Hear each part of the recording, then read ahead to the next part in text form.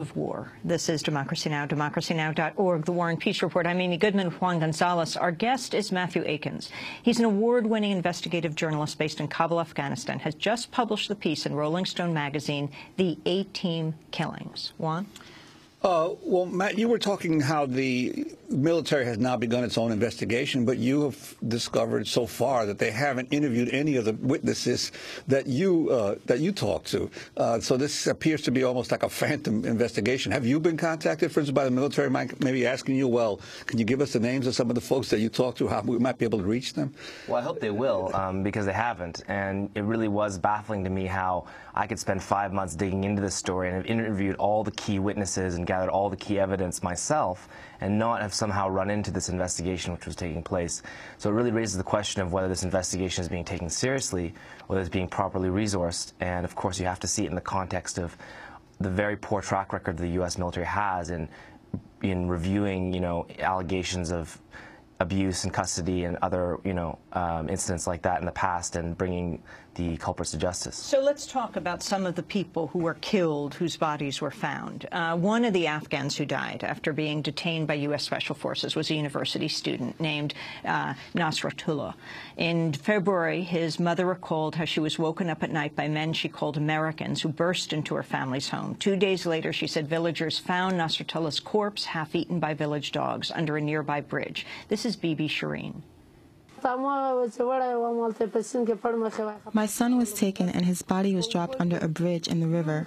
One of his fingers was cut off. He was beaten very badly. His body was swollen from torture and his throat was slit. Why is the government not listening to our voices? Why are they not stopping the Americans from doing such things?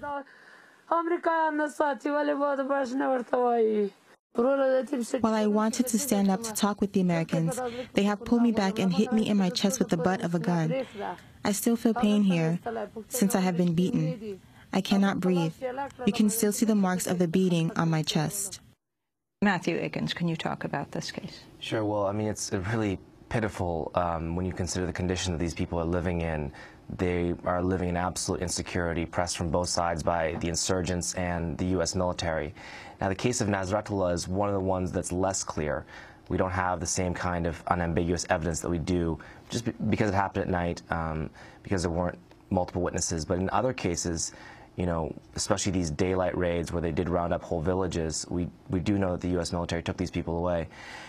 Now, describe one of the scenes, like you begin your piece with, the two men who are sitting in their home. Sure. This is one of the most disturbing incidents that I came across. I don't mention his name in the piece. I give him a pseudonym, Omar.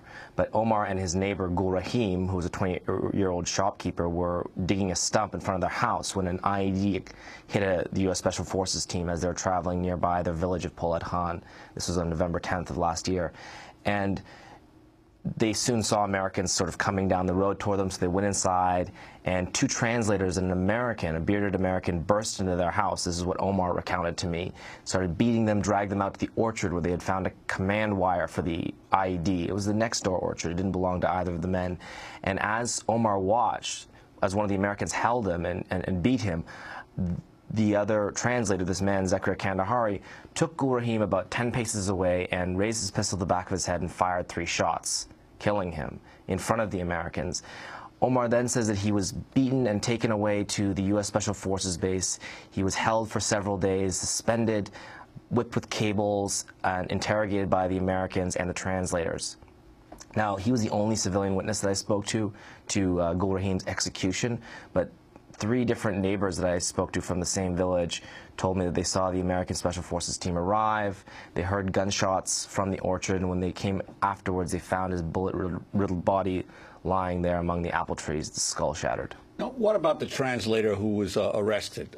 You also delved into his own history as well and found some interesting things. Could you talk about that? This translator had been a sort of mysterious figure for most of the story. He was in the custody of the Afghan intelligence service, so he had reportedly blamed the Americans for the deaths and disappearances, but no one was able to speak to him directly until I learned in August he was transferred to the main Afghan prison to await trial, and I managed to get in to see him. And as you can imagine, it was quite a extraordinary meeting. I walked in, and he came in, sort of tall, lanky, actually rather young-looking, though heavily bearded, speaking this kind of slangy American that translators learn from hanging out with American soldiers. And he told me a story. He didn't admit to being involved in any of the killings, though we have multiple witnesses and a lot of evidence to suggest that he was. But he blamed it all on the Americans. He said that what had happened was that one of the team sergeant of this Green Beret A team, this 12-man team that had arrived, had been wounded, badly wounded in a firefight at the end of October, beginning of November. And his name was? This was Jeff Batson. He was the team sergeant for ODA 3124, which was this American Green Beret team that was deployed in Nurk. So what happens is, on a Green Beret A team, leadership is really led by, gained by experience, and he was the most experienced. They call him the team daddy, is a term on the Green Berets, the father of the team. So his wounding must have been a traumatic event for these Green Berets, and that is what happened to set these incidents off, I believe. That's what Kandahari said. He said all the trouble started after Jeff was wounded. Because they didn't have his guidance. I think someone like that would have exercised leadership and authority and kept things under control. That's what a few of the different translators that I spoke to, Jeff was able to keep things under control. But what's interesting is that another translator that I spoke to, again, I didn't use his name in the piece because he agreed to speak with me on condition of anonymity. He had been with this unit in Nurk, though after the incidents that occurred, he came later after Kandahar had already fled. And he'd also been deployed with them on an earlier mission in Uruzgan province in southern Afghanistan. He said that Zakaria, whose nickname was Jacob, had killed people before, that he had killed prisoners before, that he had killed, in particular in front of him, a mullah who had been detained at Firebase Cobra in Uruzgan province by this A-team, ODA 3124. He took this mullah outside. He was supposed to release him. The team said to release him, but instead he shot him in the face in the bazaar in front of the Firebase. And he says that the A-team knew about this, that Batson actually scolded him, saying, don't do this kind of crazy things, and yet he was still a part of the team. He was asked to come back. So it really raises the question of how much of this has happened in the past. Now, you talk also about the relationship between the Afghan translators and U.S. forces, the sort of wink and a nod sometimes of U.S. forces toward the special atrocities of the Afghans. Could you expand on that as well? Yeah, I mean, the translator, the relationship with the translators, they're not supposed to be armed. They're not armed in regular army units, but the special forces get to do what they want. And so they arm their Afghan interpreters, give them weapons, so they kind of gain that special forces swagger. Now, in the case of translators, in the case of just the relationship with Afghan security forces in general, what we've seen in Afghanistan is this kind of pattern of a wink and a nod where U.S. forces are often tacitly complicit in the abuses carried out by their Afghan allies, torture in custody, extrajudicial executions in the name of suppressing the insurgents and gathering intelligence. So this, I think, has to be seen in the context of that larger pattern. So talk about where this all stands now. You say the interpreters are called Terps. They are the U.S. military trying to distance themselves from the one man who's been arrested, Zakaria Kandahari, who's in prison right now. And yet you're tracing his relationship with these A-team soldiers on Facebook. Yeah, what was remarkable about this story is actually how much research I was able to do just on Facebook. I mean, these Afghan interpreters and the Special Forces guys had kept in touch between deployments. They were writing comments to each other. They were posting photos. Ultimately, those photos allowed me to identify a lot of the members of the team and actually construct, as I write in the piece, a sort of photo array like police investigators do, where you mix random images of people with the people that you're interested in, and you show them this grid to these witnesses and victims, and if they can identify them, that means that they've really seen them. So.